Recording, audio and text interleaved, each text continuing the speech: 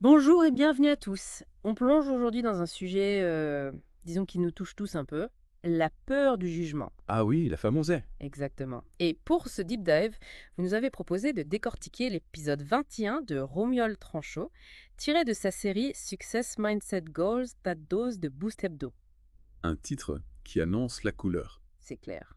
L'épisode s'intitule La peur du jugement sur rocher.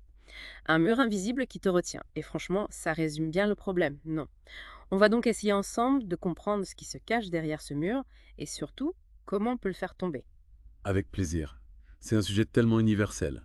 On va décortiquer les mécanismes de cette peur, voir comment elle nous impacte au quotidien et bien sûr, explorer les solutions proposées par Romuald pour s'en libérer.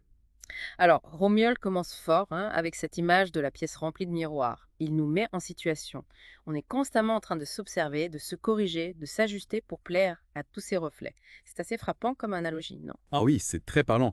Et ça souligne bien le piège dans lequel on peut tomber, celui de perdre sa propre identité en essayant de correspondre à toutes ces images, à toutes ces attentes. Exactement. On essaye de se fondre dans le décor, de devenir une sorte de caméléon social. Et au final, on s'éloigne de plus en plus de notre vraie nature. C'est le risque, oui. On se retrouve à vivre une vie qui n'est pas vraiment la nôtre, dictée par le regard des autres.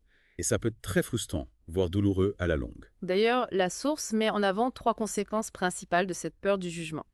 La première, c'est de garder nos idées pour nous, de ne pas oser les partager.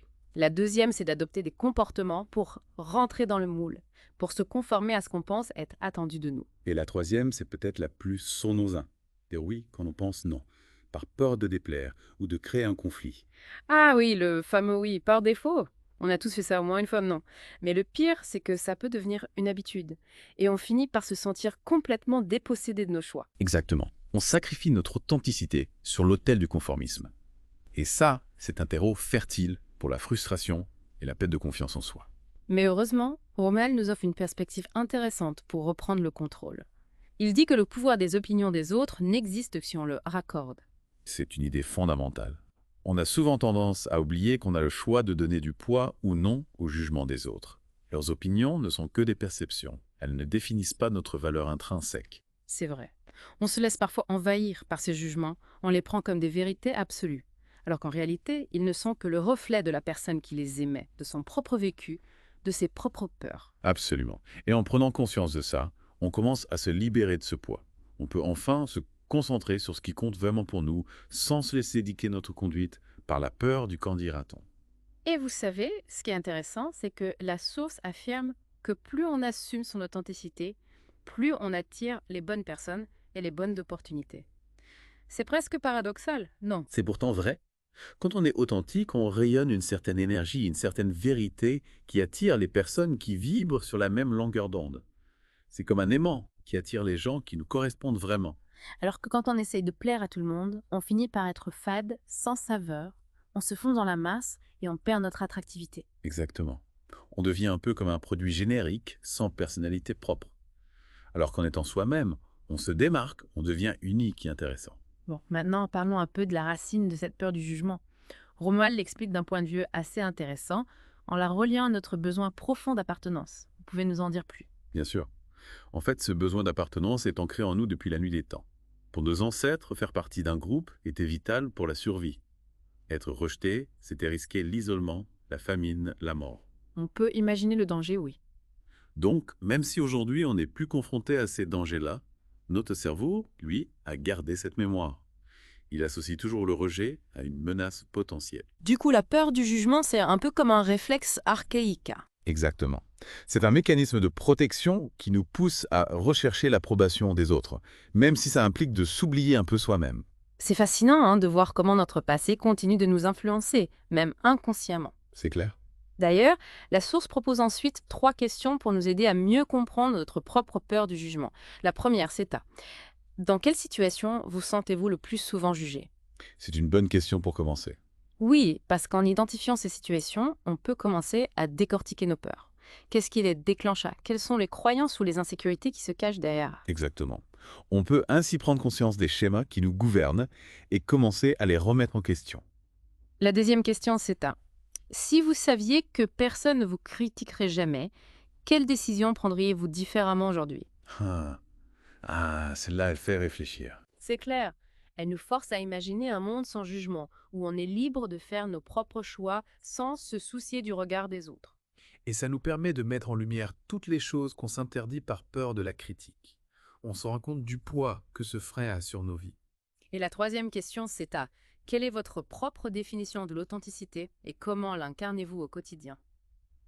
Celle-ci nous invite à réfléchir à ce que l'authenticité représente pour nous, concrètement. C'est quoi être soi-même? Oui, et surtout, comment on met ça en pratique dans nos actions, dans nos paroles, dans nos relations avec les autres? Pas toujours facile de répondre à ces questions, hein. Non, c'est vrai. Mais, et c'est en se les posant qu'on commence à cheminer vers une vie plus authentique, une vie qui nous ressemble vraiment. Tout à fait.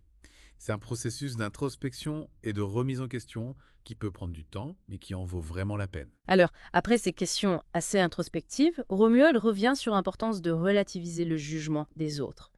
Il nous rappelle que ces jugements ne sont que des interprétations subjectives, colorées par le vécu et les croyances de chaque personne. Oui, et ça, c'est vraiment important de comprendre. On a tendance à prendre les critiques personnellement, comme si elles étaient des attaques directes contre notre personne. Alors qu'en réalité, elles en disent souvent plus sur la personne qui les formule que sur nous-mêmes. Exactement. C'est un peu comme si on regardait le monde à travers des lunettes colorées. Chacun a ses propres filtres, ses propres distorsions. D'ailleurs, Romuald donne des exemples concrets de comment on peut appliquer ce principe dans la vie de tous les jours. Par exemple, dans les situations sociales, au lieu de se demander «qu'est-ce que les autres vont penser de moi?», il suggère de se demander «est-ce que cette action, cette parole me ressemble?». C'est un changement de perspective subtil, mais puissant. Oui, parce qu'on recentre notre attention sur notre propre boussole interne, plutôt que de la laisser se faire dicter par le regard des autres. On arrête de chercher la validation à l'extérieur et on se connecte à nos propres valeurs, à ce qui est important pour nous. Et pour les projets créatifs, il souligne que la critique reflète souvent les goûts personnels de celui qui la formule, et non pas la valeur intrinsèque de l'œuvre. C'est tellement vrai. On a souvent tendance à prendre les critiques artistiques comme des jugements absolus, alors qu'en réalité elles sont souvent très subjectives. On peut adorer un film que d'autres détestent, et vice-versa. Tout est une question de perception, de sensibilité. Exactement. Et c'est important de garder ça à l'esprit quand on crée quelque chose. Il faut se détacher de la peur du jugement et oser exprimer sa vision, même si elle ne plaît pas à tout le monde. Et Romuald insiste sur un point important. Chaque fois qu'on choisit d'être authentique, on affirme notre pouvoir personnel. C'est ça. C'est comme si on reprenait le contrôle de notre vie, on se libérait des chaînes du jugement des autres. Chaque petit acte d'authenticité, c'est une victoire contre la peur, une affirmation de soi. Et plus on pratique, plus on devient fort et confiant. Ok, maintenant, Romuald nous met en garde contre certains pièges dans lesquels on peut tomber à cause de la peur du jugement. Le premier, c'est l'autocensure excessive. Ah oui, le fait de se retenir en permanence, de ne jamais oser dire ou faire ce qu'on a vraiment envie. Exactement. On se bride. On s'empêche de partager nos idées, nos passions, de peur d'être jugé, critiqué, rejeté. Et du coup, on passe à côté de plein d'opportunités. On s'enferme dans une prison invisible. On peut même en arriver à avoir du ressentiment envers les autres, à se sentir frustré et incompris. C'est vrai. On se dit, si seulement j'avais osé. Mais il est trop tard. Le deuxième piège, c'est de devenir dépendant de la validation des autres. Ah oui, c'est le syndrome du like. On a besoin en permanence de l'approbation des autres pour se sentir bien, pour se sentir exister. On devient accro au regard des autres, à leur jugement. Et du coup, on perd confiance en nous, on doute de notre propre valeur. On devient esclave du jugement des autres. On n'est plus maître de notre vie. C'est une prison dorée, mais une prison quand même. Et le troisième piège, c'est la perte de confiance en soi qui découle de cette autocensure constante et de cette recherche permanente de validation. C'est un cercle vicieux, en fait. Plus on se censure, plus on doute de soi, et plus on doute de soi, plus on a besoin de la validation des autres. On s'enfonce de plus en plus dans la peur et l'insécurité. On perd le contact avec notre vraie nature, avec ce qui nous fait vibrer. Heureusement, Romuald nous donne quelques conseils pour éviter de tomber dans ces pièges. Le premier, c'est de se rappeler qu'on ne peut pas plaire à tout le monde. Ouf, ça fait du bien de l'entendre, hein. C'est vrai. On a parfois l'impression qu'on doit être aimé de tous, qu'on doit faire l'unanimité. Alors qu'en réalité, c'est impossible. Et puis, même si c'était possible, est-ce que ce serait vraiment souhaitable? Pas sûr, hein? On perdrait forcément en authenticité, en singularité. Exactement. Le but, c'est pas d'être une copie conforme de ce que les autres attendent de nous, mais d'être la meilleure version de nous-mêmes. Le deuxième conseil, c'est de privilégier nos valeurs personnelles par rapport aux attentes des autres. Oui, c'est important de se reconnecter à ce qui est vraiment important pour nous, à ce qui nous guide dans la vie. On doit se demander, qu'est-ce qui compte vraiment à mes yeux? Quelles sont les valeurs qui me définissent là? Et une fois qu'on a identifié ces valeurs, on peut les utiliser comme boussole pour prendre nos décisions, pour orienter nos actions. Exactement. On n'est plus ballotté par les vents contraires du jugement des autres. On a un cap, une direction claire. On devient le capitaine de notre propre navire. Et le troisième conseil, c'est de pratiquer l'autocompassion. Ah, c'est essentiel ça. On est souvent notre pire critique, hein? C'est clair? On se juge, on se dévalorise. On est sans pitié envers nous-mêmes. Alors que l'autocompassion, c'est de se traiter avec la même gentillesse et la même compréhension qu'on offrirait à un ami. On doit apprendre à être bienveillant envers nous-mêmes, à accepter nos imperfections, nos erreurs. On n'est pas des robots, on a le droit de se tromper, de ne pas être parfait. Et puis, rappelez-vous, l'erreur, c'est une source d'apprentissage. On en sort grandi, plus fort. Ok, on arrive maintenant aux 3 vérités sur la peur du jugement que Romuald nous présente. La première, c'est que le jugement des autres en dit long sur eux, mais pas sur nous. C'est vrai. Comme on l'a dit tout à l'heure, le jugement est une projection. Il reflète le monde intérieur de la personne qui juge, ses propres peurs, ses propres frustrations. Romuald donne l'exemple de quelqu'un qui critique l'audace d'une autre personne. Il se pourrait bien que ce critique rêve lui-même d'être plus audacieux, mais qu'il n'en ait pas le courage. C'est un mécanisme de défense classique. On projette sur les autres ce qu'on n'aime pas en soi. Et du coup, au lieu de prendre la critique personnellement, on peut essayer de comprendre ce qui se cache derrière. Quelle est la blessure ou l'insécurité qui la motive? C'est un exercice intéressant qui permet de prendre du recul par rapport au jugement et de ne pas se laisser atteindre émotionnellement. La deuxième vérité, c'est que l'authenticité attire les bonnes personnes et neutralise la critique. Oui, quand on est authentique, on attire naturellement les personnes qui nous ressemblent, qui partagent nos valeurs, nos centres d'intérêt. On crée des liens plus profonds, plus sincères. Et paradoxalement, la critique a moins d'impact sur nous. Parce qu'on est solidement ancré dans notre identité, dans notre vérité. On n'a plus besoin de l'approbation des autres pour se sentir bien. Et Romuald nous met au défi d'oser partager une opinion sincère ou une passion cachée, même si on a peur d'être jugé. C'est un bon exercice pour tester cette vérité et voir par nous-mêmes comment les gens réagissent à notre authenticité. Et souvent, on est agréablement surpris.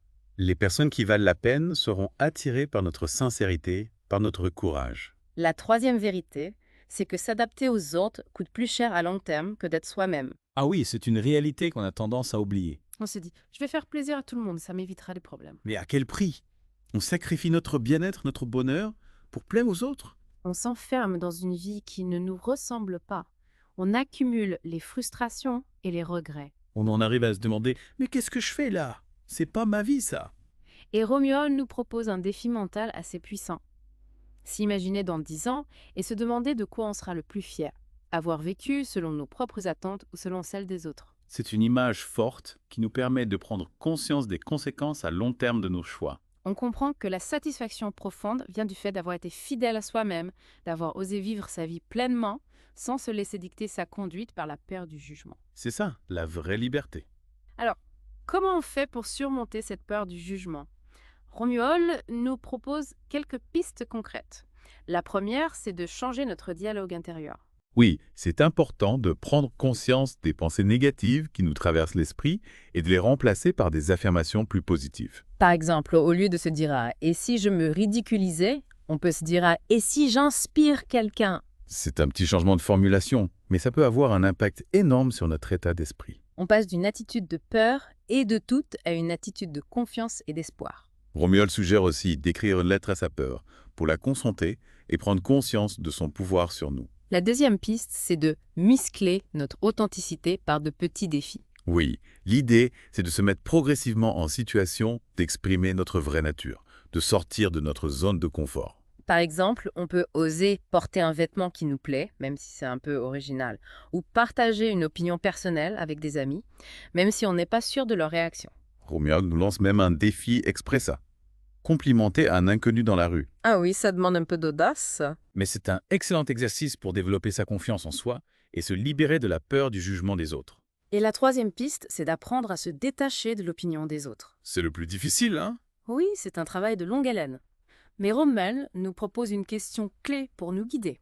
Qui suis-je quand personne ne me regarde?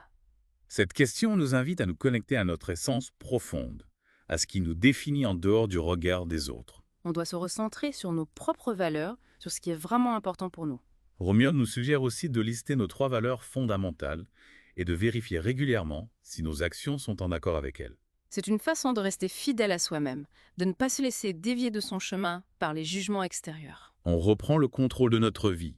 On devient acteur de notre propre bonheur. Bon, on arrive au défi de la semaine, qui nous propose des actions concrètes pour mettre en pratique tout ce qu'on a vu aujourd'hui. La première étape, c'est d'identifier une situation où on a caché sa vraie personnalité et de noter ce qu'on aurait dit ou fait si on avait été vraiment authentique. C'est un exercice de visualisation qui permet de prendre conscience de nos mécanismes d'autocensure et de préparer le terrain pour un changement futur. Le deuxième défi, c'est d'exprimer une opinion sincère à un proche, même si ça nous met un peu mal à l'aise. On s'entraîne à être authentique dans nos relations, à oser dire ce qu'on pense vraiment. Le troisième défi, c'est de porter un vêtement ou un accessoire qui reflète notre vraie personnalité, même s'il est un peu original. On affiche notre différence, on assume notre singularité. Et le dernier défi, c'est de demander à 3 personnes de confiance quelle est notre qualité la plus inspirante quand on est complètement nous-mêmes. On récolte des témoignages positifs qui nous permettent de prendre conscience de notre impact sur les autres quand on est authentique. Pour réussir ce défi, Romuald nous donne quelques conseils. Le premier, c'est de visualiser le pire scénario. Oui, souvent on se fait des montagnes de nos peurs, alors qu'en réalité, les conséquences d'être authentique sont rarement aussi dramatiques qu'on l'imagine. Le deuxième conseil, c'est de créer un symbole de victoire pour chaque acte d'authenticité qu'on accomplit. Ça peut être un petit objet, un mot qu'on note dans un carnet, n'importe quoi, qui nous rappelle notre courage et nos progrès. On célèbre nos petites victoires, on se félicite d'avoir osé être nous-mêmes. Et on garde à l'esprit que le chemin vers l'authenticité est un marathon, pas un sprint. Il faut y aller pas à pas, sans se décourager. La lecture de la semaine proposée par Romuald, c'est La force des discrets de Susan Cain. C'est un livre qui met en lumière le pouvoir de l'introversion et de l'authenticité dans un monde qui valorise souvent l'extraversion à outrance. C'est une lecture inspirante pour tous ceux qui se sentent différents, qui ont du mal à s'affirmer dans un monde bruyant et superficiel. On y découvre que la force vient de l'intérieur, de notre capacité à être fidèle à nous-mêmes, à nos valeurs, à notre rythme. On apprend à embrasser notre singularité comme une force et non comme une faiblesse. Et pour ceux qui veulent aller plus loin, Romuald mentionne son atelier Succès maintenant, qui propose un accompagnement plus personnalisé pour se libérer de la peur du jugement et réaliser son plein potentiel. C'est une opportunité à saisir pour ceux qui se sentent prêts à passer à l'action et à vivre une vie plus authentique et plus épanouissante. Alors pour résumer, La peur du jugement est une prison dont vous avez la clé. plus vous êtes vous-même, plus vous attirez les bonnes personnes et opportunités. Chaque choix d'authenticité inspire les autres.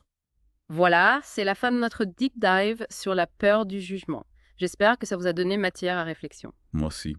N'hésitez pas à relire les notes du podcast sur le site web de l'émission et à les partager avec vos amis si vous pensez que ça peut les aider. C'est une bonne idée. On se retrouve très bientôt pour une nouvelle exploration. D'ici là, osez être vous sans filtre. À bientôt.